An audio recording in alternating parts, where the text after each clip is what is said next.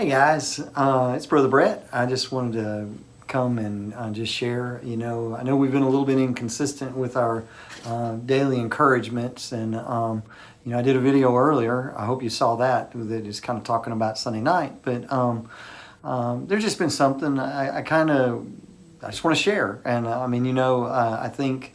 A lot of times that we do videos, we were doing videos a lot of times because we felt like that we just needed to do one because they were scheduled. Kind of now we're kind of doing them whenever the Lord kind of lays something on your heart. So I just want to be an encouragement today. It is Wednesday, September something another. And actually it's not Wednesday, it is Thursday. So sorry. And there's a college football game on tonight. But anyway, and the Sooners play Saturday. All right, that's not what we're talking about. Sorry. All right, well, I've entitled this message that we got enough with the fake stuff. And, you think about our culture. We love knockoff stuff. I remember back in the 80s, first time I got to go to New York, I couldn't wait because I could buy a Rolex off the street for $10. No, it wasn't a Rolex, but it looked like a Rolex. As a matter of fact, some of them were pretty good fakes, and to the point that it looked like even that it was a real thing. And then I remember several years ago, I wanted a North Face, like one of the Summit jackets that are like really expensive, and so I bought one on eBay, and I got it, and I have to tell you, it wasn't the real deal, and I was kind of mad, kind of frustrated. And so it's one thing whenever you buy a $10 Rolex. I knew it was fake, so it wasn't that big of a deal. But the other one I bought thinking that I was getting the real deal, and it wasn't the real deal. I was pretty crushed.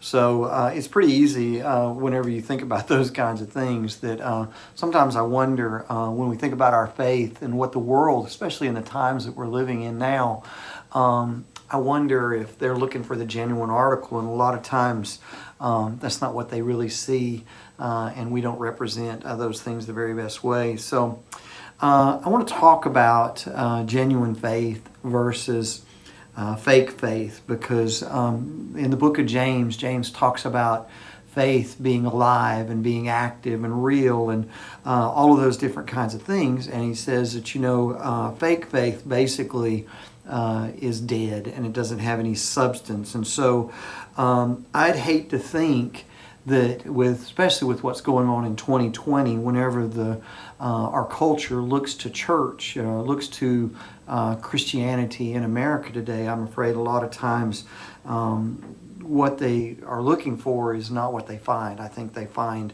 a faith a lot of times that is fake. And so I just want to address that and kind of give us some encouragement about what it means to be genuine to a world that desperately needs to see a faith that is alive and real and something that is meaningful to them and something that they can use. So let's ask the question, what does fake faith look like? First of all,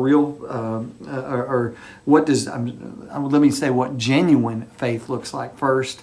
I'll get it out. Sometimes I get a little tongue-tied, and so y'all forgive me. But anyway, what does genuine faith look like in 2020? Ooh, I said the year, didn't I? Ouch. Well, number one, real faith is more than just words. Don't you?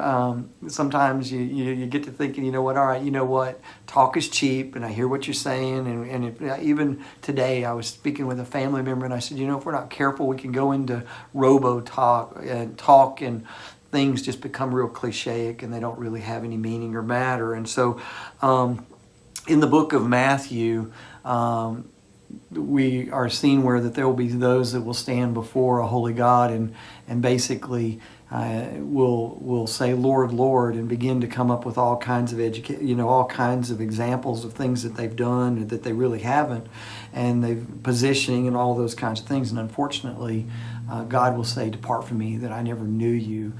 You had a fake faith. You had something that really didn't matter. You know how to talk the talk and all of those kinds of things. But, for instance, if I were to stand before you and I were to say with all of the genuineness that I could muster up, I could say something like, you know what? I am probably the greatest dancer that you would ever be able to see. And you know, if I were to start dancing, it wouldn't really matter what came out of my mouth, because the reality is I cannot dance at all. And so it wouldn't take very long for my words to not have any value, and I could say whatever I want, but the reality is I can't dance.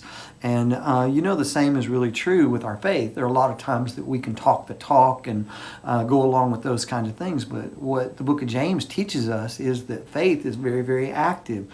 It has something with a lot of substance to it. Matter of fact, in James chapter 2, he talks about, he says, you know what, you say that you're a follower, but all of these people around you, no one is meeting their needs, and there are those that are struggling physically and all of those, and you don't do anything. And so, you know, it's one thing for us to say something because we know all the right answers. It's another thing for us to be active in our faith. And so, second of all, real faith is more than an idea just to be debated.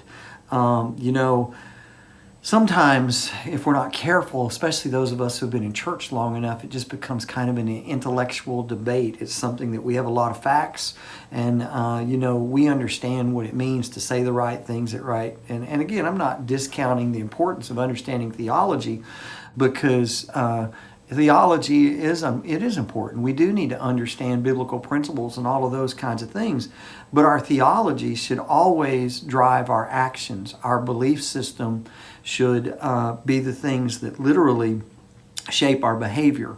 And so when you think about that, genuine faith literally is what pushes and shapes our behaviors and the way that we deal with people. And so it's active. Number 3, real faith is more than just a truth that you believe.